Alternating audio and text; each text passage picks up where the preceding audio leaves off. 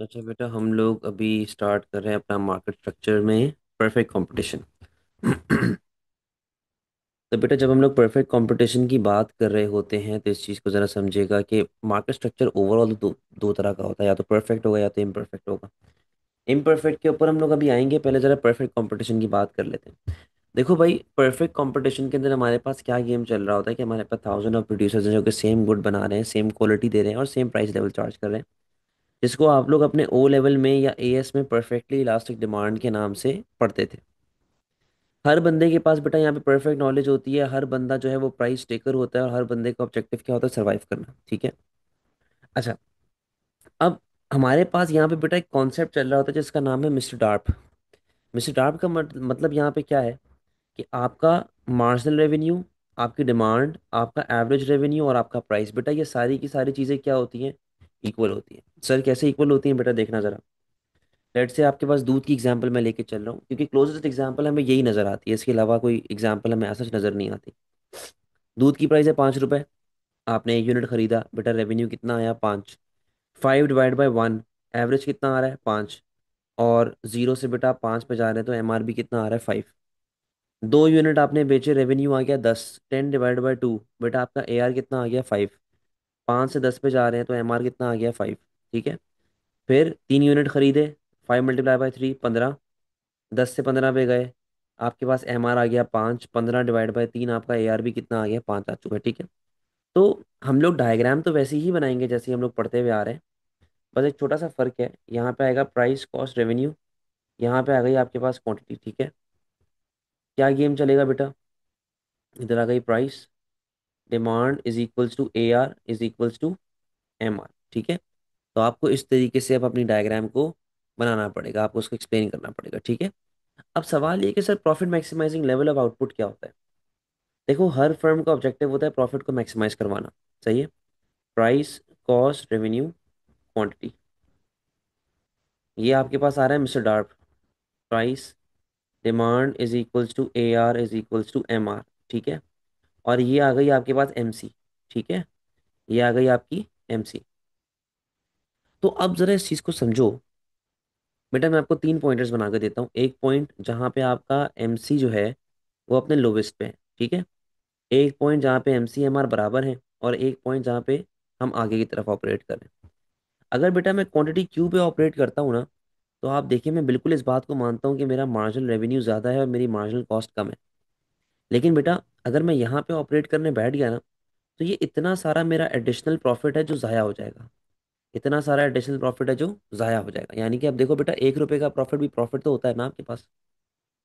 तो मुझे आगे बढ़ना चाहिए। मैं आ गया Q1 पे। Q1 पे इक्विलिब्रियम ई पे मेरा एम सी और मेरा एम आर दोनों बराबर है। यानी कि अब मेरे पास कोई गुंजाइश बचती नहीं है जहाँ पे मैं अपने प्रॉफिट को बढ़ा सकूं। अगर मैं Q2 पे चाहता हूँ, मैं इसके भी आगे चाहता हूँ, तो बेटा आप ये देखें, आपकी कॉस्ट ज़्यादा है, आपका रेवेन्यू कम है, तो आपको क्या होना शुरू हो जाएगा? लॉस। सही है। तो profit maximising level of output आपके पास हमेशा क्या होता है? M C is equals to M are.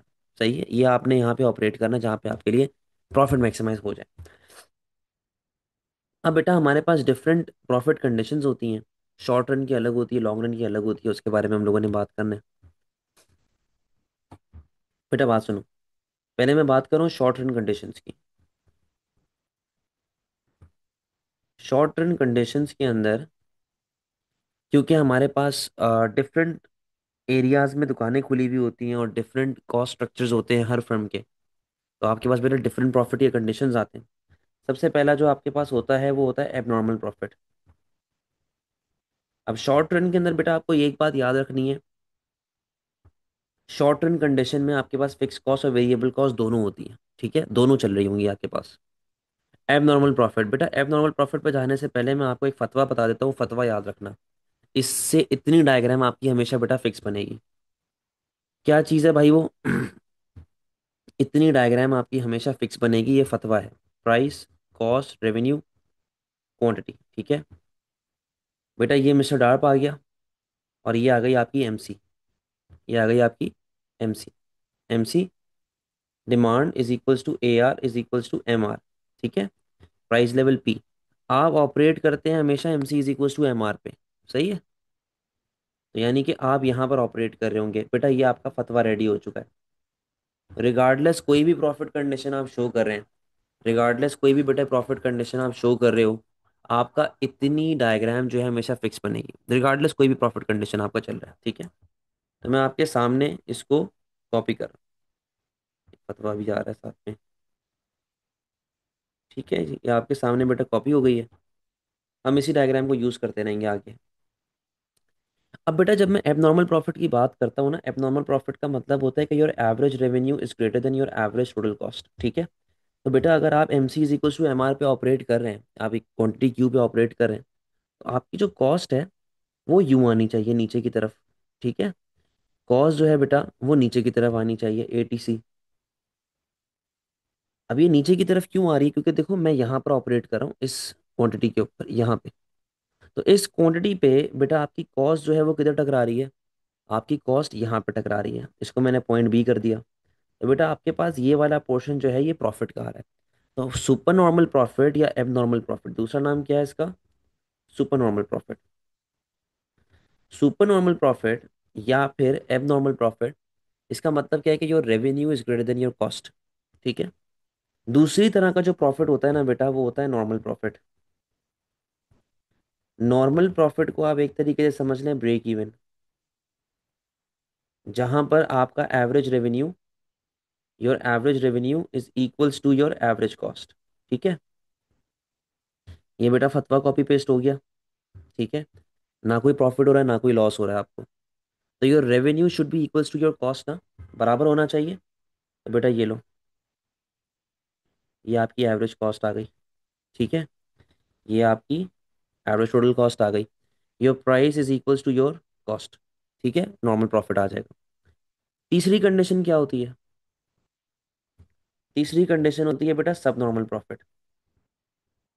अब सब नॉर्मल प्रॉफिट के अंदर क्या गेम होता है बेटा, your revenue is less than your average cost. ठीक है, your revenue is less than your average cost, but your revenue is greater than your average variable cost. सही है, your revenue is less than your average total cost but your revenue is greater then average variable cost. अच्छा जी, ये बेटा किस तरीके से changes आ रही हैं बार बार, ये चेंजेस आ रही है कॉस्ट स्ट्रक्चर की वजह से, कॉस्ट कभी बढ़ रही है आहिस्ता आहिस्ता बढ़ती जा रही है, हम लोग उस हिसाब से बात कर रहे हैं। तो अब देखो, अगर मैं सब नॉर्मल प्रॉफिट की बात करता हूँ ना बेटा, तो सब नॉर्मल के अंदर आपकी कॉस्ट जो है ना वो ऊपर निकल जाती है, एटीसी। सही है, ऊपर निकल गई। तो बेटा डायग्राम के हिसाब से तो आपको यहाँ पे लॉस आ रहा है, डायग्राम के हिसाब से तो आपको ये वाले पोर्शन में लॉस आ रहा है। अब बच्चा मुझसे पूछा सर ये प्रॉफिट क्यों लिखा हुआ है आपने, बेटा ये प्रॉफिट इसलिए लिखा हुआ है क्योंकि फर्म का ऑब्जेक्टिव है सर्वाइव करना। ठीक है, और सर्वाइवल के लिए आपका कंट्रीब्यूशन पॉजिटिव होना बहुत ज़रूरी है। सर कंट्रीब्यूशन क्या होता है बेटा, अकाउंटिंग की टर्म है। कंट्रीब्यूशन का मतलब होता है कि your selling price should be greater than your variable cost. ठीक है, ये कंट्रीब्यूशन होता है। तो कंट्रीब्यूशन का मतलब क्या है कि सेलिंग कंट्रीब्यूशन वैसे तो ये होना चाहिए, लेकिन जो कंट्रीब्यूशन का प्रॉपर फॉर्मूला है वो क्या होता है, selling price minus variable cost. ठीक है, ये इसका फॉर्मूला है। और जिंदा रहने के लिए your selling price should be greater than your variable cost, यानी कि your revenue should be greater than your variable cost. क्योंकि देखो फिक्स कॉस्ट तो संक कॉस्ट है ना, वो तो गई, उसको तो आप बचा नहीं सकते, वो तो गई आपकी। अगर आपको सर्वाइव करना है you need to cover up your average variable cost. ठीक है, तो बेटा सब नॉर्मल प्रॉफिट में यही हो रहा होता है कि your variable cost is less than your revenue, but your average cost is more than your revenue, जिसकी वजह से आपके पास बेटा सब नॉर्मल प्रॉफिट का मामला आ रहा होता है। सही है, अब आप खुद देखो इक्विलिब्रियम क्यू के ऊपर यहां पर बेटा एवरेज वेरिएबल कॉस्ट आ रही है। लास्ट केस जो आपका होता है ना बेटा वो है last operating point. Last operating point का मतलब क्या है कि आपका बिल्कुल बेड़ा गर्क हो चुका है और आप बिल्कुल अपनी एवरेज वेरिएबल कॉस्ट के मिनिमम पे आके बैठ गए। अगर आप इसके भी नीचे गए तो आप मार्केट से बाहर है। ठीक है, ये देखो जरा, ये फतवा आ गया, फतवा कॉपी पेस्ट हो गया। अब देखें भाई, ये आ रही है एवरेज टोटल कॉस्ट और ये आ गई आपकी एवरेज वेरिएबल कॉस्ट। ठीक है, ये क्या आ गई आपकी एवरेज वेरिएबल कॉस्ट। ठीक है भाई, अब देखिएगा जरा, एटीसी, एवीसी। ठीक है, आप बिल्कुल अपने एवरेज वेरिएबल कॉस्ट के लोएस्ट पे आ चुके हैं, क्योंकि अगर आप इसके भी नीचे गए तो आपका कंट्रीब्यूशन नेगेटिव हो जाएगा और आप मार्केट से बाहर हो जाएंगे। ये ओवरऑल चार कंडीशंस होती हैं शॉर्ट रन प्रॉफिट की। लेकिन बेटे अगर हम लोग इसको लॉन्ग रन कंडीशन पे कन्वर्ट कर दें, तो लॉन्ग रन कंडीशन के अंदर क्या हो रहा होता है कि हमारे पास लॉन्ग रन के अंदर, लॉन्ग रन में, क्योंकि हमारे पास फिक्स कॉस्ट तो है ही नहीं। लॉन्ग रन में बेटे सारी की सारी कॉस्ट क्या हो चुकी है, वेरिएबल कॉस्ट। ठीक है, तो फिक्स कॉस्ट का तो एलिमेंट ही कोई नहीं है। यहाँ पे देखो जरा। तो चलो मैं यहाँ फतवा ही कॉपी पेस्ट कर देता हूँ। सही है, ये फतवा आ गया आपके पास। ठीक है भाई,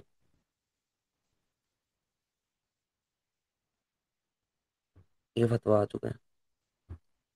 यहाँ पे आ गई बेटा आपके पास प्राइस, कॉस्ट, रेवेन्यू। यहाँ पे आ गई आपके पास क्वांटिटी। ठीक है। अच्छा यार, छोड़ो फतवे को, तुम लोग इसके अंदर कंफ्यूज हो जाओगे। फतवे को छोड़ो, सिंपल डायग्राम बनाते हैं। Price, cost, revenue, quantity. और ये जो बेटा आपके पास है, ये बिल्कुल लेफ्ट वाली, ये सिंपल प्राइस है। अच्छा, मैं लेफ्ट साइड पे ना सीधी सीधी मार्केट इक्विलिब्रियम शो कर रहा हूँ, मैं राइट साइड पे परफेक्ट कंपटीशन का कर्व शो कर रहा हूँ। ये मेरा डिमांड करवा रहा है। ठीक है, ये आपका नॉर्मल अपवर्ड स्लोपिंग सप्लाई करवा रहा है। सही है। इक्विलिब्रियम ई, इक्विलिब्रियम क्वांटिटी क्यू, और बेटा इक्विलिब्रियम प्राइसेस पी। आप लोगों ने यहाँ पे क्या करना है, आप लोग जो है ना मार्जिनल कॉस्ट और एवरेज कॉस्ट पहले से बना लो। ये एमसी आ गई, और ये आ गई बेटा आपके पास एवरेज टोटल कॉस्ट। ठीक है, ये आपकी एटीसी आ गई, एटीसी एमसी। सही है। तो बेटा फिलहाल जब मैं इस इक्विलिब्रियम पे ऑपरेट कर रहा हूँ, तो इस इक्विलिब्रियम पे मेरी इक्विलिब्रियम क्वांटिटी क्या आ रही है बेटा, और मेरा जो मिस्टर टार्प है वो यूं चल रहा है। ठीक है, demand is equals to A R is equals to M R. ठीक है बेटा, मुझे ऑपरेट करना है M C is equals to M R पे, यानी कि मैं इतनी क्वांटिटी फिलहाल प्रोड्यूस कर रहा हूँ। सही। जब मैं बेटा प्रॉफिट कमा रहा हूँ तो मुझे देख के और लोग मार्केट में एंटर करेंगे, वो भी प्रॉफिट की लालच में आएंगे, और वो भी फिर अपने हिसाब से बेटा फिर चीज़ों को जो है वो ज़्यादा प्रोडक्शन की तरफ जाना शुरू करेंगे। तो बेटा जब वो ज़्यादा प्रोडक्शन की तरफ जाना शुरू करेंगे, तो ओवरऑल मार्केट में सप्लाई क्या हो जाएगी, ओवरऑल सप्लाई जो है वो आपकी बढ़ जाएगी। आप आ जाएंगे S2 S1, इक्विलिब्रियम ई से E1। बेटा इक्विलिब्रियम प्राइसेस कम हो जाएंगी। ठीक है, और इक्विलिब्रियम क्वांटिटी जो है वो बढ़ जाएगी। अब क्योंकि ओवरऑल मार्केट में ही प्राइसेस कम हो रही हैं, तो बेटा आपका मिस्टर डार्प भी नहीं आएगा। तो मिस्टर डार्प अब किधर आ रहा है, अब आपका मिस्टर डार्प आ रहा है बिल्कुल अपने ब्रेक इवन पे। किधर आ रहा है बेटा, बिल्कुल अपने ब्रेक इवन पे, इधर बिल्कुल ब्रेक इवन पे आ गया, नॉर्मल प्रॉफिट के ऊपर आ गया। और आपकी बेटा इक्विलिब्रियम क्वांटिटी क्या हो चुकी है, कम हो गई, यानी कि हर फर्म का मार्केट शेयर अब कम होना शुरू हो गया। अब बेटा पहले सुपर नॉर्मल प्रॉफिट था, फिर नॉर्मल प्रॉफिट आया। ठीक है, क्या कंडीशंस चल रही हैं लॉन्ग रन में। पहले आया आपके पास एब नॉर्मल या फिर सुपर नॉर्मल प्रॉफिट, एब नॉर्मल या फिर सुपर नॉर्मल प्रॉफिट, और फिर क्या आ रहा है आपके पास बेटा, नॉर्मल प्रॉफिट। नॉर्मल प्रॉफिट का मतलब कि आप अब ब्रेक इवन के ऊपर ऑपरेट करें। सही है।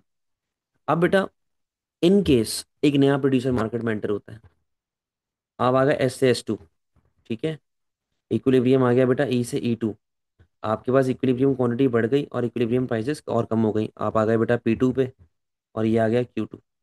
तो बेटा अगर एक नया मिस्टर डार्प मेरे पास बने, तो वो नया मिस्टर डार्प क्या करेगा, वो नया मिस्टर डार्प जो है वो बिल्कुल मेरी कॉस्ट के भी नीचे आ रहा है।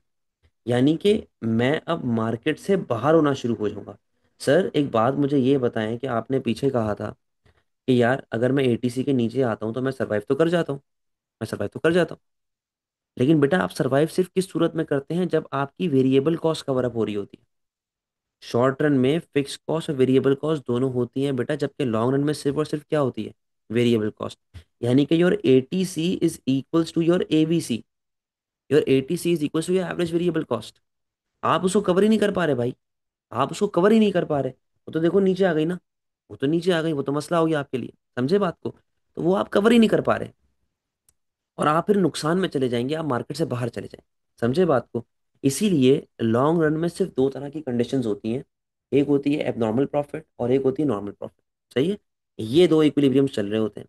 अब जाहिर सी बात है, जब आप बेटा below the average variable cost चले गए, आप मार्केट से बाहर हो जाएंगे।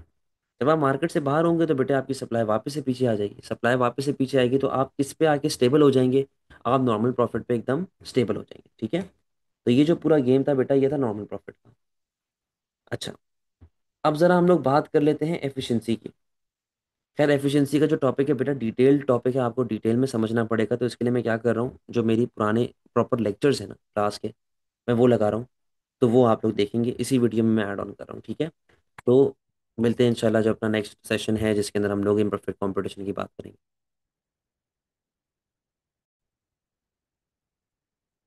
अच्छा बेटा, एफिशिएंसी हम लोग स्टार्ट कर रहे हैं। Efficiency is one of the most important chapters, बल्कि मैं कहूंगा दी मोस्ट इम्पोर्टेंट चैप्टर, क्योंकि ये और मार्केट फेलियर लिंक होके आते हैं और इसका 20 मार्क का सवाल लाजमी आता है। लाजमी इसका 20 मार्क का सवाल आएगा, भले कुछ भी हो। ये और मार्केट फेलियर इसकी मैं प्रैक्टिस करवाऊंगा क्वेश्चंस की। यहाँ पे आए जरा। अच्छा बेटा, एफिशिएंसी को समझें। डायग्राम सारी पुरानी है, आपने सारी डायग्राम्स पढ़ी हुई हैं और आपको सारी डायग्राम्स आती है, कोई नई डायग्राम इसमें है नहीं। इधर आइएगा जरा। एफिशिएंसी देखिए, अगर मैं एफिशिएंसी का एक बेसिक मतलब जो हम लोग बचपन से पढ़ते हुए आते हैं वो क्या है, तो बेसिक मतलब तो यही है कि आपने मिनिमम रिसोर्सेज से मैक्सिमम आउटपुट बनाना।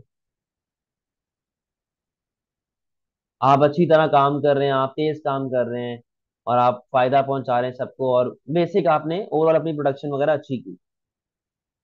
देखिए, एफिशिएंसी दो तरह की होती है। एक होती है प्रोडक्टिव एफिशिएंसी, एक होती है आपके पास प्रोडक्टिव एफिशिएंसी, और एक होती है आपके पास एलोकेटिव एफिशिएंसी। एक होती है आपके पास एलोकेटिव एफिशिएंसी। ठीक है। इन दोनों के बारे में हम लोग एक एक करके बात करें। बेटा, when we talk about productive efficiency, तो प्रोडक्टिव का मैं लिंक यहाँ पे क्रिएट करता हूँ प्रोड्यूसर के साथ। मैं यहाँ पे लिंक कर रहा हूँ प्रोड्यूसर यानी के प्रोडक्शन के साथ। ठीक है। तो whenever we talk about productive efficiency, हम लोग यहाँ पे एक पॉइंट ये देख रहे होते हैं। हम लोग यहाँ पे एक पॉइंट ये देख रहे होते हैं कि हमारा प्रोड्यूसर जो है वो अपनी एवरेज कॉस्ट के मिनिमम पे ऑपरेट कर रहा है। यानी कि प्रोड्यूसर किधर ऑपरेट कर रहा है? Operating at operating at lowest of his ATC. यानी कि अपने एवरेज टोटल कॉस्ट के मिनिमम पे ऑपरेट कर रहा है। यहाँ पे मैं लिख देता हूँ जी एटीसी मिनिमम। सही है, एटीसी मिनिमम पे ऑपरेट कर रहा है। और अगर मैं आपको इसका पॉइंट याद कराऊं, अगर मैं इसका पॉइंट याद करवाऊं, तो वो पॉइंट क्या होता था? ये मेरा एमसी बन रहा है। सही है। ये मेरा एटीसी आ रहा है। तो एटीसी मिनिमम कहाँ पे होता है? इस पॉइंट पे। यानी कि जब मैं अपने एमसी से टकराऊंगा वहां पर मेरा एटीसी मिनिमम हो जाएगा। तो आपका एटीसी मिनिमम बेटा किस पॉइंट के ऊपर होता है? एटीसी मिनिमम तब होता है when MC is equals to average total cost. ठीक है। यहाँ पर आपका जो एटीसी है बिल्कुल मिनिमम पे चल रहा होता है। ठीक है। अच्छा, इसका मतलब ये भी है कि हम लोग अपने फुल पोटेंशियल पे ऑपरेट कर रहे हैं, बेस्ट तरीके से काम कर रहे हैं। अगर मैं प्रोडक्टिव एफिशिएंसी को और डिटेल में लेके चलूं, तो यहाँ पर हमारे पास एक टर्म आती है, इसको हम लोग कहते हैं marginal rate of substitution. Marginal rate of substitution. आप लोगों ने marginal rate of substitution indifference curve में भी पढ़ा था। वहां पे हमने पढ़ा था M U X over M U Y. सही है। तो हम लोग वही वाली बात बताते थे कि मैंने कितने से y को कम किया और मैंने कितने से x को बढ़ा दिया, ये आपका MRS होता था। बट यहाँ पे MRS डिफरेंट है। यहाँ पे MRS चल रहा होता है capital versus capital versus labour. देखिए, बात सुनिएगा। मैं कोई भी फैक्टर ऑफ प्रोडक्शन अगर एम्प्लॉय करता हूँ, मैं कोई भी फैक्टर ऑफ प्रोडक्शन लेके आता हूँ, मैं हमेशा उसके रिटर्न को उसकी कॉस्ट के साथ कंपेयर करता हूँ। आप लोगों ने कॉस्ट बेनिफिट एनालिसिस पढ़ा था ना। मैं ये देखता हूँ कि यार अगर मैं लेबर लेके आ रहा हूँ तो ये मुझे कितना प्रोड्यूस करके देगा और मेरी कितनी कॉस्ट आ रही होगी। तो हम लोग ऑलवेज कंपेयर करते हैं रिटर्न को कॉस्ट के साथ। तो बेटा, कैपिटल का रिवॉर्ड हमारे पास क्या होता है? इंटरेस्ट। और लेबर का रिवॉर्ड हमारे पास क्या होता है? वेज।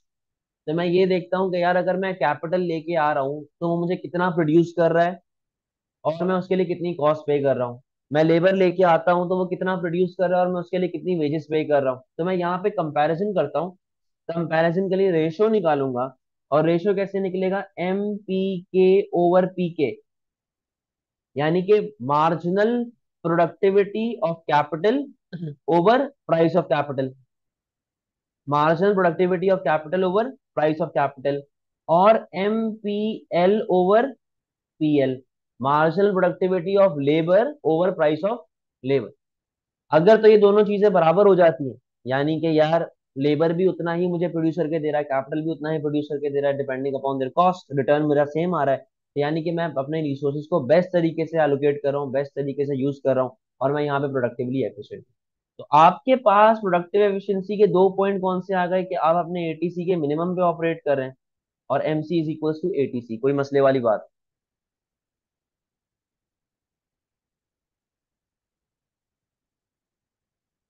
कोई मसले वाली बात?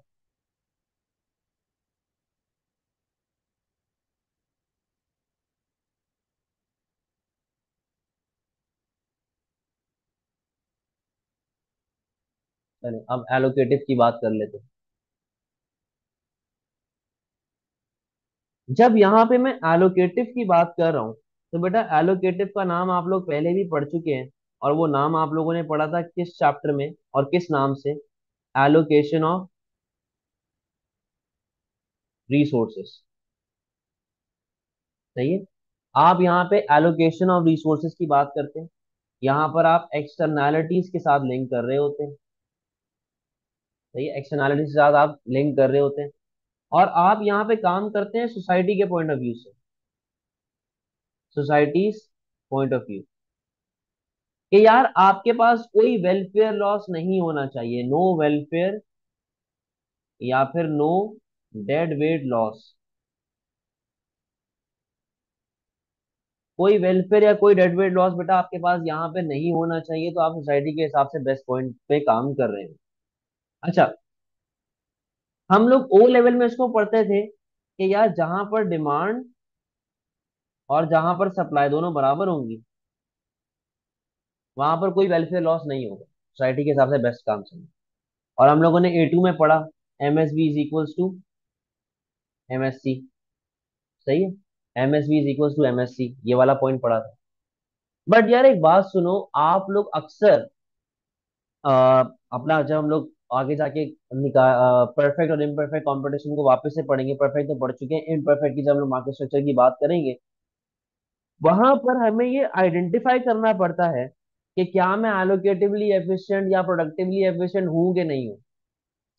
अब प्रॉब्लम यहाँ पे ये आती है कि देखिए मैंने आपको बताया कि जहां पर डिमांड और सप्लाई बराबर है, और जहां पर एमएसबी एमएससी बराबर है, वहां पर आप कोई वेलफेयर लॉस, कोई डेडवेट लॉस आपका नहीं हो। बट जब हम लोग बेटा मार्केट स्ट्रक्चर पढ़ते हैं, वहां पर कोई एमएसबी एमएससी जैसा पॉइंट नहीं होता, वहां पर कॉस्ट और रेवेन्यू चल रहा होता है। जैसे कि मैंने जब आपको परफेक्ट कंपटीशन में पढ़ाया था, तो परफेक्ट कंपटीशन में भी क्या केस चल रहा था, ये देख लो, कहीं पे भी आपके पास एमएसबी एमएससी नहीं लिखा हुआ, हर जगह पे कॉस्ट और रेवेन्यू ही लिखा हुआ है। ठीक है, तो अब हमें कॉस्ट और रेवेन्यू के हिसाब से पॉइंट निकालना है कि यार मैं कहाँ पे एलोकेटिवली एफिशिएंट हूँ। बेटा बात सुनो, हम लोग जब मार्केट स्ट्रक्चर पढ़ रहे थे, जब मार्केट स्ट्रक्चर पढ़ रहे थे, तो आप यहाँ देखें कि आपका एवरेज रेवेन्यू के साथ, ये वाले पॉइंट पे देखो, डिमांड के साथ क्या लिखा हुआ है? डिमांड के साथ ए आर लिखा हुआ है। डिमांड के साथ हर जगह पे क्या लिखा हुआ है? ए आर लिखा हुआ है।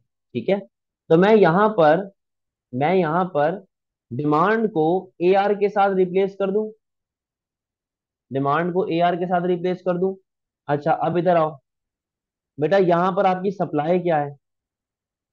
ये देख लो, सप्लाई भी आपकी अपवर्ड स्लोपिंग जाती है, और वो कहता है कि जैसे जैसे आपका प्राइसेस बढ़ेगी सप्लाई बढ़ती रहेगी। तो हमने वहां पे एक टर्म पढ़ी थी एमएससी। एमएससी क्या बोलता है कि जैसे जैसे प्रोडक्शन बढ़ेगी कॉस्ट बढ़ती रहेगी, रिगार्डलेस कि वो माल बिक रहा है कि नहीं बिक रहा। इसी तरह यहाँ पर मार्जिनल कॉस्ट भी तो आ रही है, मार्जिनल कॉस्ट भी तो कंटिन्यूसली बढ़ती जा रही है ना भाई, खर्चा है ना ये आपके प्रोडक्शन का, एडिशनल कॉस्ट है, खर्चा है। तो मैं यहाँ पर सप्लाई को किसके साथ रिप्लेस कर रहा हूँ? मैं सप्लाई को रिप्लेस कर रहा हूँ यहाँ पर एमसी के साथ। तो बेटा आपके पास यहाँ पे एक पॉइंट तैयार हो चुका है एलोकेटिव एफिशिएंसी का, वो क्या है? MC is equals to A R, marginal cost is equals to average revenue. या फिर ए आर की जगह पे आप प्राइस भी लिख सकते हैं, क्योंकि अगर आप देखें तो ए आर पे यहाँ प्राइस निकल रही है ना, ए आर पे यहाँ पे प्राइस निकल रही है। तो आप ए आर की जगह पे प्राइजेस भी लिख सकते हैं। तो आपके पास एलोकेटिव एफिशिएंसी का पॉइंट कौन सा आ रहा है, MC is equal to A R या फिर MC is equal to price. समझे बात को। तो हम लोग यहाँ पे सोसाइटी के हिसाब से बेस्ट जगह पे ऑपरेट करने की कोशिश करते हैं, और आप यहाँ पे ऑपरेट करते हैं MC is equal to A R या MC is equal to price के ऊपर। कोई मसले वाली बात।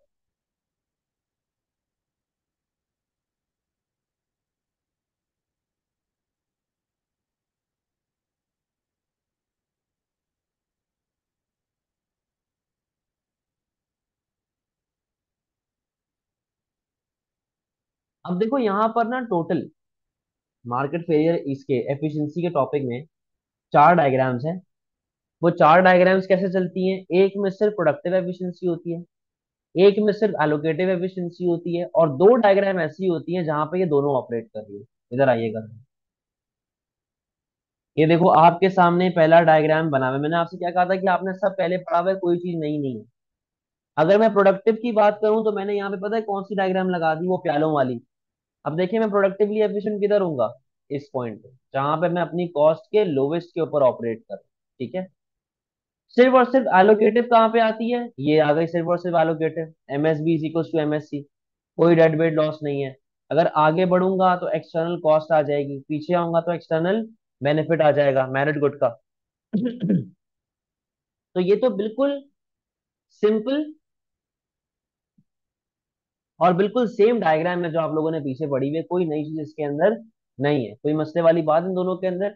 Productive and allocative efficiency.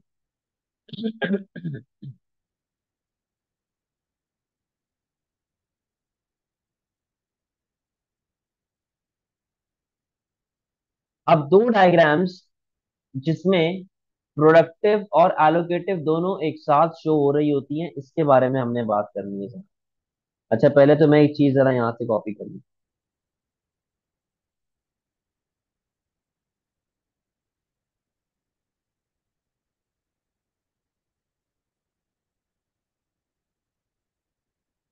ये एक स्टेटमेंट लिखी हुई है आप लोगों के पास, इसको मैं भी समझाऊंगा। देखो जरा बेटा, मैं ये तीसरी डायग्राम बना रहा हूँ ना, ये तीसरी डायग्राम में लिंक कर रहा हूँ, तीसरी डायग्राम में लिंक कर रहा हूँ पीपीसी एंड मार्केट फेलियर। इधर देखो जरा, मैं एक डेरिवेशन का कर्व बनाऊंगा। यहाँ पे आई मेरे पास प्राइस, यहाँ पे आ गई मेरे पास क्वांटिटी, इधर आ रहा है मेरे पास गुड वाई, और यहाँ पे आ रहा है मेरे पास गुड एक्स। ठीक है। अच्छा ये मेरा पीपीसी आ गया, ये मेरा पीपीसी आ गया, और ये एमएसबी आ रहा है, और ये मेरा एमएससी आ रहा है। सही। एमएसबी, एमएससी, एमएसबी, और ये मेरे पास सोसाइटी का बेस्ट पॉइंट आ गया, इक्विलिब्रियम पोजीशन ई। सही है जी। मैं करंटली इतनी क्वांटिटी प्रोड्यूस कर रहा हूँ, ये मेरे पास करंटली पॉइंट आ गया क्यू। सही है। तो मैं यहाँ पे एक्स लिख देता हूँ, मैं इतनी क्वांटिटी प्रोड्यूस कर रहा हूँ। देखो क्या लिखा हुआ है, all the points on the PPC are productively efficient. क्या मतलब है इसका, कहता है कि भाई भले मैं यहाँ पे अगर ऑपरेट कर लूँ पॉइंट ए के ऊपर, अगर मैं यहाँ पे ऑपरेट करूँ पॉइंट ए के ऊपर, या मैं यहाँ पे ऑपरेट करूँ पॉइंट बी के ऊपर, या मैं यहाँ पे ऑपरेट करूँ पॉइंट सी के ऊपर, all the points on the PPC are productively efficient. ये तीनों पॉइंट प्रोडक्टिवली एफिशिएंट है भाई, क्योंकि मैं अपने फुल पोटेंशियल पे ऑपरेट कर रहा हूँ ना। जब मैं अपने फुल पोटेंशियल पे ऑपरेट करता हूँ, ना मैं कोई वेस्टेज करता हूँ, ना मैं कोई इनएफिशिएंसी करता हूँ, ना मैं कोई अनएम्प्लॉयमेंट करता हूँ, मैं बेस्ट तरीके से काम कर रहा हूँ। All the points on the PPC are productively efficient, but only one point is allocatively efficient. इन तीनों में से कोई ना कोई सिर्फ एक पॉइंट होगा जो एलोकेटिवली एफिशिएंट होगा, फिलहाल हमें नहीं मालूम। All the points on the PPC are productively efficient, but only one point is allocatively efficient, जो हमें नहीं मालूम। बट इस डायग्राम के हिसाब से वो पॉइंट कौन सा है, point B. Only one point is allocatively efficient, that one point which is allocatively efficient is definitely productively efficient। क्यों, क्योंकि बेटा वो पॉइंट जो एलोकेटिव है वो पोटेंशियल पे ऑपरेट कर रहा है। तो जो पॉइंट पोटेंशियल पे ऑपरेट करता है वो तो ऑटोमेटिकली प्रोडक्टिवली एफिशिएंट हो जाता है, यानी कि बी अगर एलोकेटिव है लाजिम सी बात है कि प्रोडक्टिव भी होगा। But that point which is productively efficient might be और might not be allocatively efficient. कैसे, जरा यहाँ पे देखो, मैं बी और सी की बात कर रहा हूँ। ये देखो सी के ऊपर मैं किधर काम कर रहा हूँ, सी के ऊपर मैं यहाँ पे काम कर रहा हूँ, ठीक है। सी के ऊपर मैं यहाँ पे काम कर रहा हूँ, और ए के ऊपर मैं यहाँ पे काम कर रहा हूँ। ए के ऊपर मैं यहाँ पे काम कर रहा हूँ। अब आप खुद देखें, यहां पर ए और सी पे मैं प्रोडक्टिवली एफिशिएंट तो हूं। ए और सी पे मैं प्रोडक्टिवली एफिशिएंट तो हूं, but am I allocatively efficient? No. क्योंकि देखो यहाँ पे मेरे पास एक वेलफेयर लॉस का एरिया आ चुका है। तो वापस से all the points on the PPC are productively efficient, but only one point is allocatively efficient.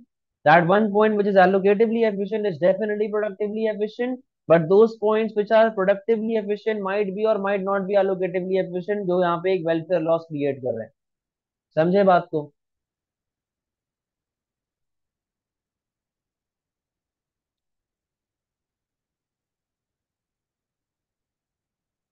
Clear हो गई है सारी बात?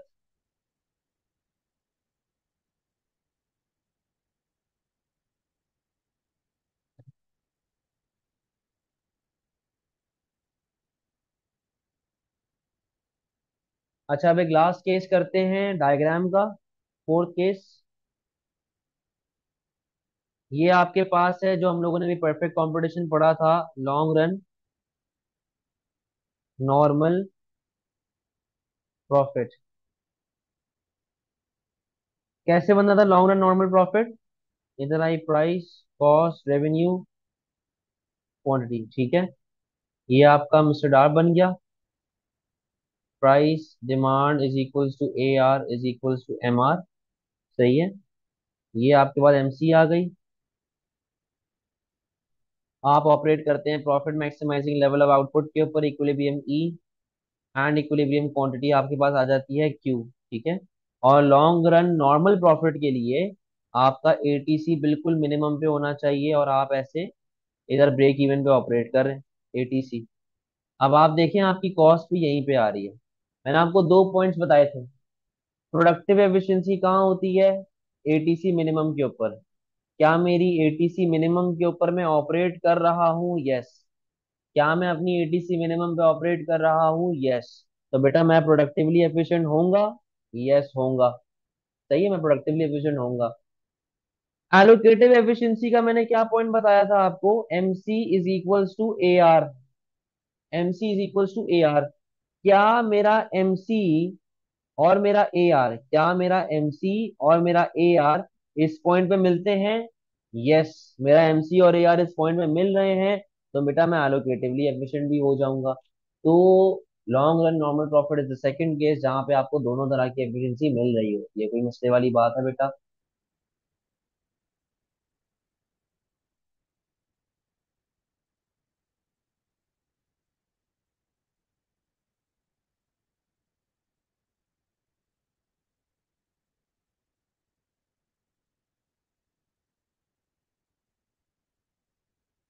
चलो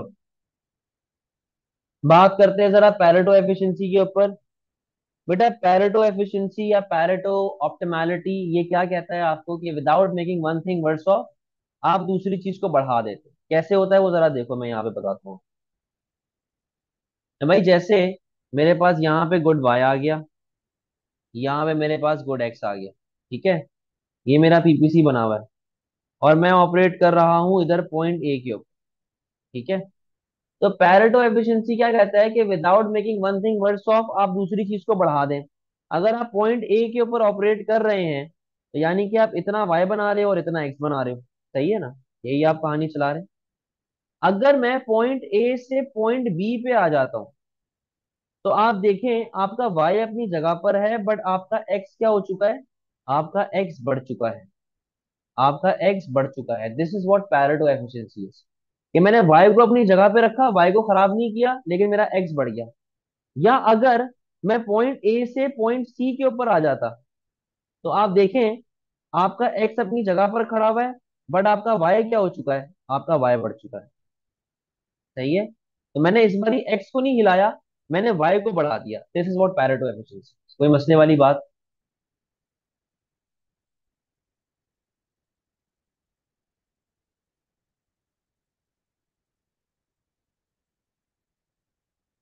चलो, ये डेफिनेशन भी यहाँ पे लिखी है पैरेटो ऑप्टिमैलिटी की, पढ़ लीजिएगा। डायनेमिक एफिशिएंसी बेटा आप लोग पहले पढ़ चुके हो। डायनेमिक एफिशिएंसी आप लोगों ने किस नाम से पढ़ा था?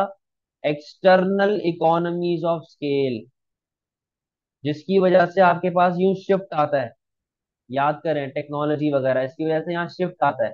तो बेटा बेटा whenever we talk about external economies of scale, वो प्योर आपको डायनेमिक एफिशिएंसी अचीव करके देता है। ठीक है, तो उससे क्या होता है कि आपकी ओवरऑल कॉस्ट ऑफ प्रोडक्शन जो है वो फॉल होना स्टार्ट हो जाती है। जैसे यहाँ पे लिखा हुआ है कि it is achieve when a firm meets the changing need of market by introducing new production method in response to comparative pressures. It can be particularly relevant when analyzing how monopolies and oligopolies seek to remain competitive। ठीक है, तो आपके पास दूसरों से फायदा हो रहा होता है, इनोवेशन आता है, प्रोडक्ट डेवलपमेंट आ रही होती है, तो उससे आपकी एवरेज कॉस्ट नीचे की तरफ शिफ्ट मारती है। जब वो नीचे की तरफ शिफ्ट मारेगी, this is when you achieve dynamic efficiency. तो ये भी एफिशिएंसी का ही पार्ट। कोई मसले वाली बात?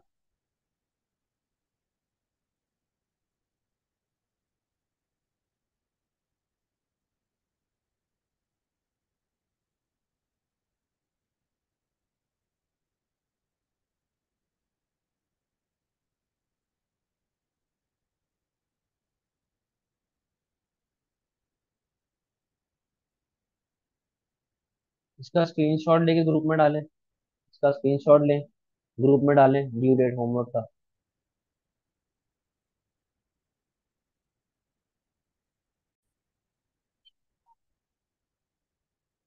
अच्छा बेटा ये देखो, ये आपका पेपर है, मई जून 2023, पेपर 41 एंड 43 दोनों में सेम क्वेश्चन टेस्ट हुआ था।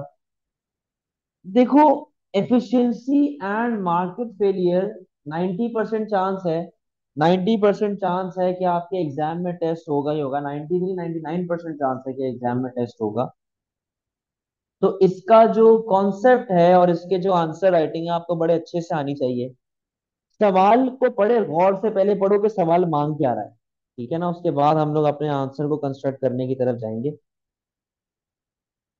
तो क्या कह रहा है भाई वो कह रहा है कि यार, to improve allocative efficiency, economists frequently advise governments to remove existing subsidies to the private sector provider of education।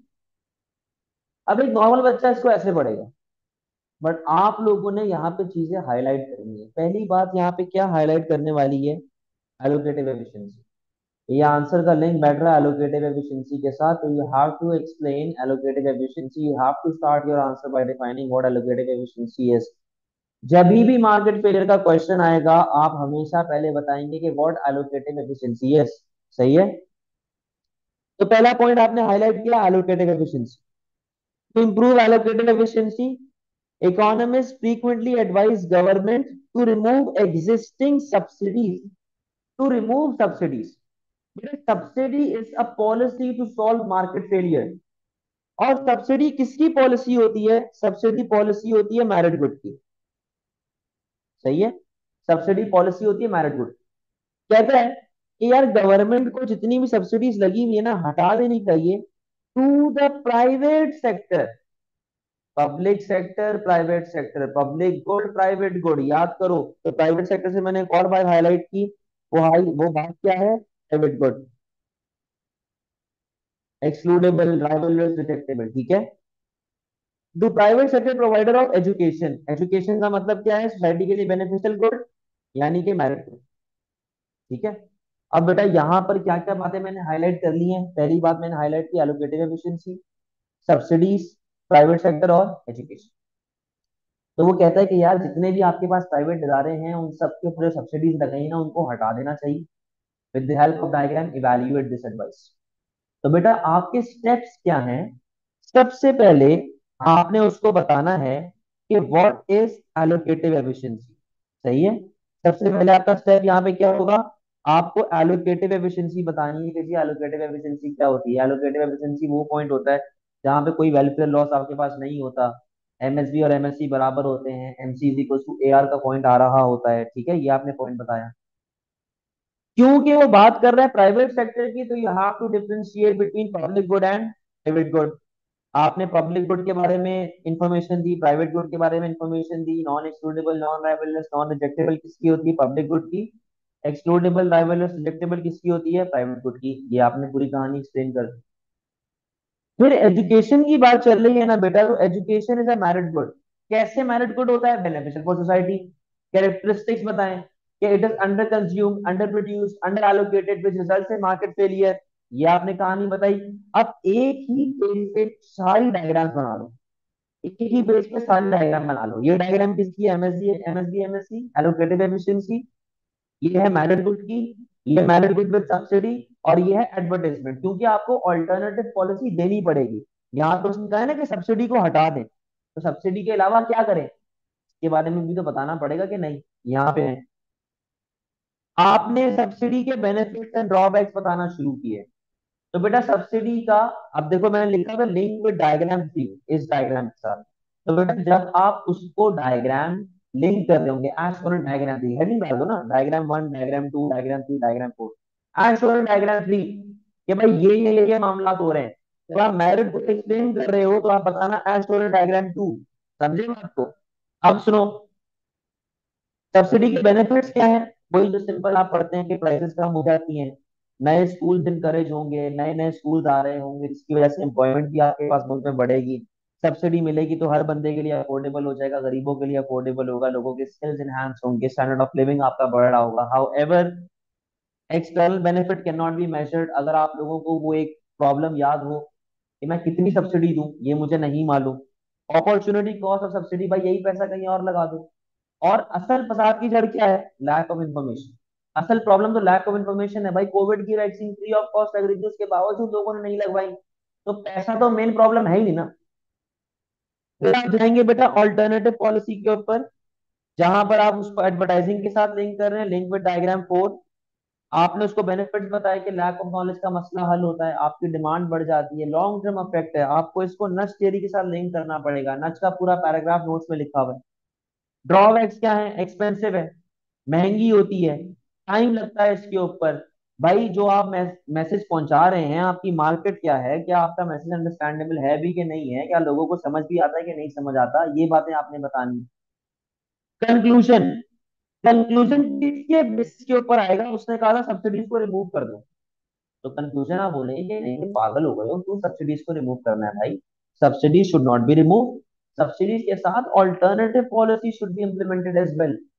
जैसे कि गवर्नमेंट खुद भी देना शुरू करे, स्टेट प्रोविजन भी करना शुरू करे, सिर्फ हम लोग पब्लिक हॉस्पिटल, पब्लिक स्कूल कहते हैं सॉरी, स्टेट प्रोविजन करना शुरू करे, एडवर्टाइजिंग करना शुरू करे, लोगों को नॉलेज देना शुरू करे।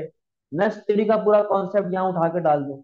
समझते हैं बात को? तो बेटा इस तरीके से कुछ आपकी ये वाले क्वेश्चन की मार्किंग स्कीम डेवलप हो रही है। कोई प्रॉब्लम वाली बात बेटा? सारी बातें क्लियर हैं?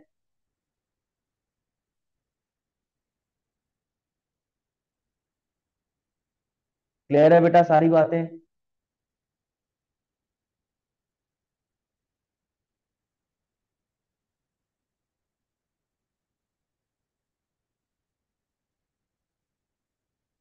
आओ अगले क्वेश्चन की तरफ बढ़ते हैं।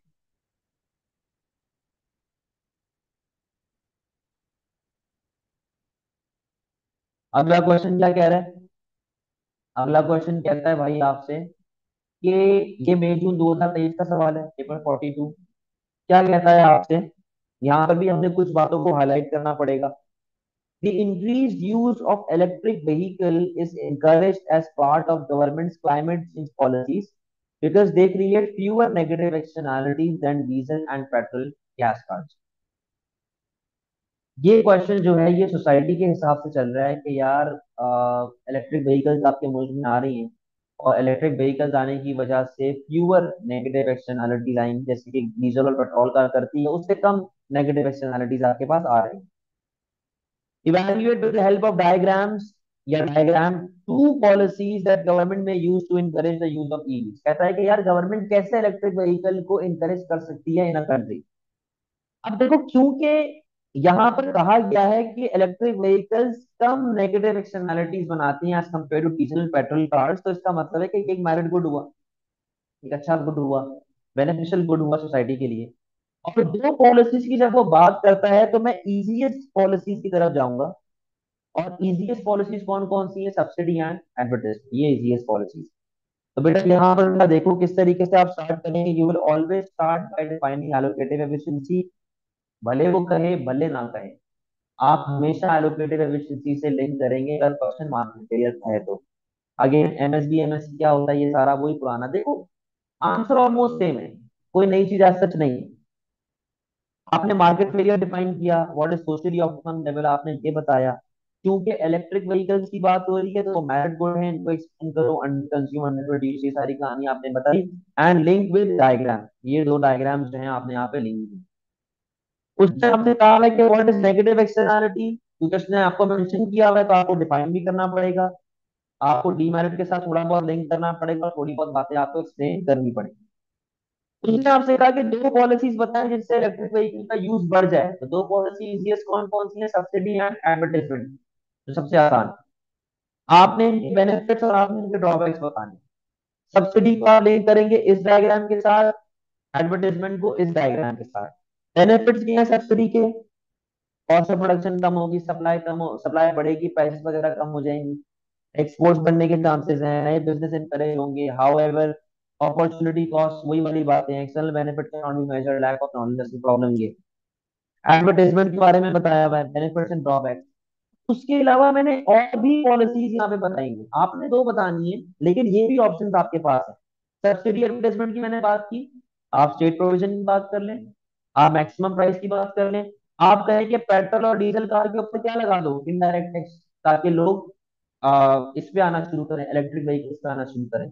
इस तरह आपने कहानी बतानी होगी और इस तरीके से आपने स्टे करना होगा। कंक्लूजन, कंक्लूजन किसके बेसिस पे जाएगा, उसने बोला कि यार मुझे ये बताओ, क्या गवर्नमेंट को ऐसा करना चाहिए, क्या गवर्नमेंट को मार्केट में एंटर होके मार्केट के अंदर उंगली करनी चाहिए, क्या मार्केट की फ्रीडम को उसको छेड़ना चाहिए। आप बोलेंगे आप देखो इस तरह का कोई काम होगा ना तो government intervention will always be required, it is necessary, क्योंकि आप उसको छोड़ नहीं सकते। और आपको एक से ज्यादा सेट ऑफ पॉलिसी यूज करना, देखो कंक्लूजन शुड बी डिस्क्रिप्टिव। कैसे आप बताएं, आप उसको बताएं कि देखिए there is no one best policy in this type of question, जहां पर उसने कहा हुआ है कि यार दो पॉलिसीज बता दो। आप उसको बोले हो सकता है कि लोगों के पास नॉलेज तो है कि electric vehicle is good, it is a better option, but लोगों के पास इलेक्ट्रिक व्हीकल खरीदने का पैसा नहीं है because it is damn expensive. तो उसको बोले सब्सिडीज दे दो, स्टेट प्रोविजन करना शुरू कर दो। लोगों के पास पैसा है but they are not, they don't possess the knowledge that there is imperfect information existing in the market, जिसकी वजह से लोग इलेक्ट्रिक व्हीकल की तरफ नहीं जा रहे। तो they should go for advertisement, और इस पॉइंट पे आपको नस्ट थ्योरी के साथ लिंक करना पड़ेगा, नस्ट के बारे में कहानी बतानी पड़ेगी। तो इस तरीके से बेटा काफी एक डिस्क्रिप्टिव कंक्लूजन आपको लिखना पड़ रहा होगा। समझ में आती है बात बेटा, क्लियर है।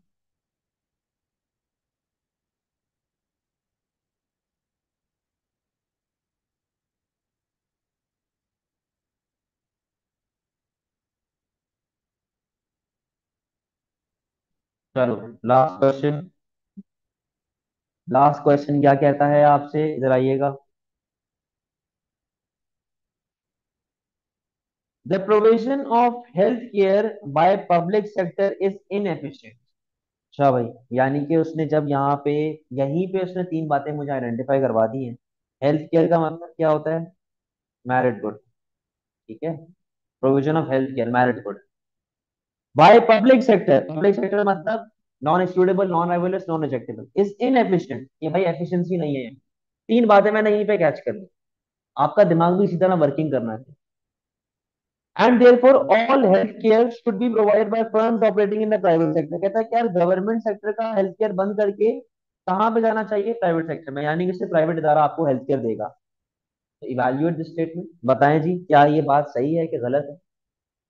देखो इंट्रोडक्शन वगैरह ऑलमोस्ट सेम रहता है, you will always start with allocative efficiency, और उसी के हिसाब से आप लिंक करके चीजें चल रहे होंगे। अब यहाँ पे उसने पब्लिक और प्राइवेट सेक्टर की बात की हुई है तो मैंने भी वैसे ही किया। पहले मैंने डिफरेंशिएट करवाया between these types of good, कि पब्लिक गुड क्या होता है, प्राइवेट गुड क्या होता है। फिर मैंने हेल्थ केयर को लिंक किया किसके साथ, मैरिड गुड के साथ, कि merit good is under consume under produce under allocated and these goods create positive externality as shown in diagram D2। ठीक है, ये मैंने एक्सप्लेन किया। और मैंने एलोकेटिव एफिशिएंसी को साथ साथ बताना शुरू कर दिया, MSB MSc MCAR ये सारी बात सेम आ रहा है, सेम चीजें आ रही हैं। अब बेटा बात सुनो, हमारे पास यहाँ पे उसने कहा कि यार गवर्नमेंट को हट के प्राइवेट इदारे को ये काम करना चाहिए, यानी कि स्टेट प्रोविजन वर्सेस प्राइवेट इदारा। तो आपको स्टेट प्रोविजन के बारे में तो बताना है, at the same time you have to give one alternative policy, any one. आप एडवर्टाइजिंग की बात कर लो, आप सब्सिडी की बात कर लो, योर चॉइस, तो एनी वन ऑल्टरनेटिव पॉलिसी। तो आपको बताना है उसी के बारे में। तो बेटा यहाँ पे देखो क्या लिखा हुआ है। स्टेट प्रोविजन को आपने डिटेल में बताया, बेनिफिट्स एंड ड्रॉबैक्स बताए, अफोर्डेबल है, इक्वालिटी होती है, cost benefit analysis is considered, unemployment कम से कम होती है, government focuses on quantity rather than quality, ये ड्रॉबैक आ गया। Opportunity cost, private producers are motivated by profit, cost cutting method use करते हैं। कॉस्ट कटिंग मेथड वो यूज कर रहे होते हैं, क्या पता वो। सर हम प्राइवेटाइजेशन के बारे में लिख सकते हैं। बेटा फिलहाल तो इसके बारे में लिखो ना कि स्टेट प्रोविजन क्या है, क्योंकि उसने स्टेट प्रोविजन के ड्रॉबैक लिखने का कहा है आपसे, तो आपने इसके बारे में लिखा। आप प्राइवेटाइजेशन भी लिख सकते हो ऑल्टरनेटिव पॉलिसी में, बट मैं सजेस्ट करूंगा कि इजी रखें। एडवर्टाइजिंग और सब्सिडी में से कोई भी एक, तो डायग्राम भी आप इन दोनों में से एनी वन बनाएंगे, कोई एक। क्योंकि बेटा ये सब्सिडी की है, ये एडवर्टाइजिंग की है, जिसकी बात कर रहे हैं उसकी डायग्राम आप बना रहे हैं, सही है, उसके बारे में आप एक्सप्लेनेशन दे रहे हैं। ये आपने पूरा अपना आंसर डिस्कस किया। कंक्लूजन कि क्या पब्लिक इदारे को हट के प्राइवेट इदारे को काम करना चाहिए। आप बोलेंगे कि यार depending upon the benefits and drawbacks discussed earlier, कौन सी अप्रोच फॉलो होनी चाहिए, मिक्स्ड इकोनॉमी। क्योंकि गवर्नमेंट फिर गरीबों को बेनिफिट देगा और प्राइवेट इदारा अमीरों को बेनिफिट देगा, वो अमीरों के हिसाब से काम कर रहा होगा। समझ में आती है बात। तो यहाँ पे आपको पॉलिसीज के बारे में भी डालना चाहिए कि यार apart from state provision, government should go for नस्ट theory, government should go for advertisement या सब्सिडी, या जो भी कहानी आपने ऊपर लिखी हुई है उस हिसाब से आपने उसको एक्सप्लेन करना पड़ रहा होगा। कोई मसले वाली बात बेटा।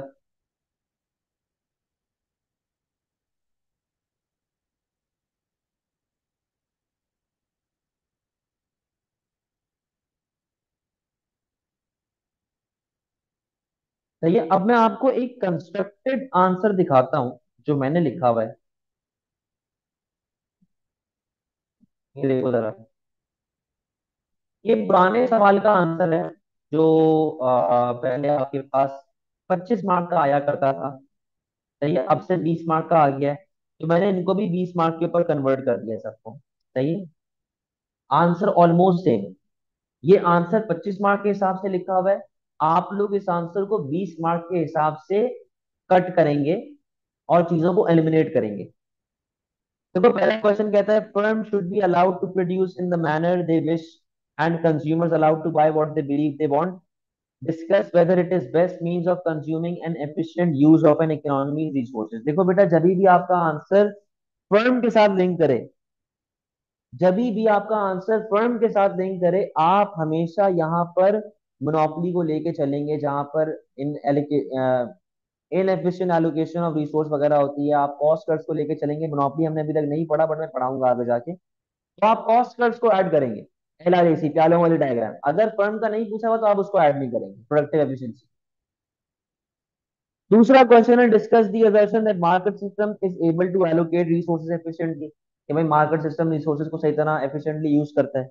Explain market failure and consider how far government intervention can reduce market failure. तो ये डिफरेंट क्वेश्चंस हैं, थोड़ी बहुत आपको देखो चेंजेस करनी पड़ेंगी। मैंने यहाँ पे क्या लिखा हुआ है, ये आंसर सेम है, पर उसके हिसाब से आपको थोड़ी सी चेंजेस करनी पड़ेंगी अपने आंसर में, depending upon the question requirement. ठीक है, MS आपके सामने बनी हुई है, LRAC diagram only when question focused on firm rather than society. ठीक है, अब जरा आंसर को देखो। बेटा पहले आपने डिफाइन किया मार्केट फेलियर, ठीक है, ये आपके सामने जूम इन कर रहा हूँ। आपने डिफाइन किया मार्केट फेलियर, ये पूरा मैंने खुद लिखा है आंसर।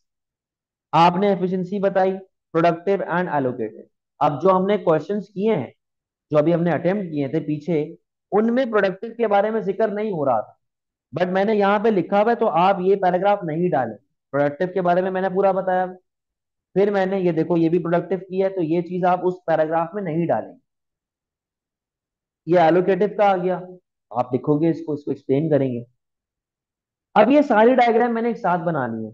ये देखो एलोकेटिव वाली, ये मेरिट की सब्सिडी वाली, ये एडवर्टाइजिंग वाली, और क्या कहते हैं, ये इनडायरेक्ट टैक्सेस डीमेरिट की, और ये एडवर्टाइजिंग डीमेरिट। सही है। ये मैंने एलोकेटिव एफिशिएंसी बताया क्या होता है, इसको फर्दर एक्सप्लेन किया। मेरिट गुड क्या होता है, डीमेरिट गुड क्या होता है, पॉलिसीज टू सॉल्व, यहाँ पे बेटा सब्सिडी की बात चल रही है, यहाँ पे इनडायरेक्ट टैक्सेस की बात चल रही है आपके पास, ठीक है। और फिर एडवर्टाइजिंग की बात शुरू हो गई कि यार मेरिट में एडवर्टाइजिंग से डिमांड आपकी बढ़ेगी, डीमेरिट में एडवर्टाइजिंग से आपकी डिमांड कम होगी। अच्छा भाई, स्टेट प्रोविजन के भाई गवर, अच्छा ये बैन के बारे में लिखा हुआ है कि डीमेरिट में गवर्नमेंट ने बैन कर दिया। अब ये मैंने पूरा अपना देखो आंसर कंस्ट्रक्ट किया है, मैं अभी बताऊंगा वापस से। यहाँ से मेरा कंक्लूजन स्टार्ट हो रहा है। देखो मैंने नच के बारे में बताया, नच थियरी के बारे में कि advertising is the best policy एक तरीके से, लेकिन आपको मल्टीपल फैक्टर्स लेके चलने पड़ेंगे। आपको मिक्स्ड इकोनॉमिक सिस्टम की अप्रोच रखनी पड़ेगी, ये बताना पड़ेगा। अब depending upon the question that we just discuss earlier, वहां पर डीमेरिट का ऐसे इतना लिंक नहीं था, तो मैं क्या करूंगा, यहाँ से स्टार्ट किया, ये लिखा। सही है। प्रोडक्टिव के बारे में बिल्कुल भी जिक्र नहीं करूंगा क्योंकि पूछा हुआ नहीं है। एलोकेटिव के बारे में बताया, ठीक है, एलोकेटिव चल रहा है ये। मेरिट क्योंकि एजुकेशन वगैरह का क्वेश्चन था, ईवी का क्वेश्चन था, मेरिट के बारे में बता दिया। सही है। डीमेरिट नहीं बताऊंगा। अब यहाँ पे मेरिट की सब्सिडी की डायग्राम एक्सप्लेन की, ये पूरा वो चल रहा है। डीमेरिट वापस से आया, ये नहीं बताऊंगा, ये भी नहीं बताऊंगा। ये एडवर्टाइजमेंट आया कि आपकी डिमांड बढ़ जाएगी मेरिट में। सही है, ये आपने कहानी अपनी एक्सप्लेन कर दी है। उसके बाद डीमेरिट का आप नहीं बताएंगे, ये भी आपका वही चल रहा है। अच्छा ये स्टेट प्रोविजन है, ये स्टेट प्रोविजन है। अगर तो स्टेट प्रोविजन, मुझे लास्ट क्वेश्चन था उसमें स्टेट प्रोविजन था, एक्सप्लेन कर दे यहाँ पे। सही है। ये नहीं बताएंगे बैन का क्योंकि डीमेरिट का था। तो बेटा इस तरीके से आपको अपना आंसर मोल्ड करना पड़ेगा depending upon the questions requirement. समझ गए हैं पूरी कहानी, क्लियर है।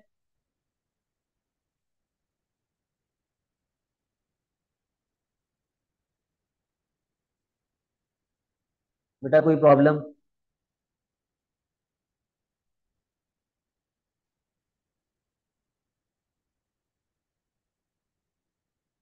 कोई प्रॉब्लम? सर ऐसे आंसर लिखेंगे 20 मार्क दे, हाँ तो बिल्कुल देगा ना भाई, 20 मार्क का सवाल है तो एग्जाम में देगा लाजमी। और कोई सवाल?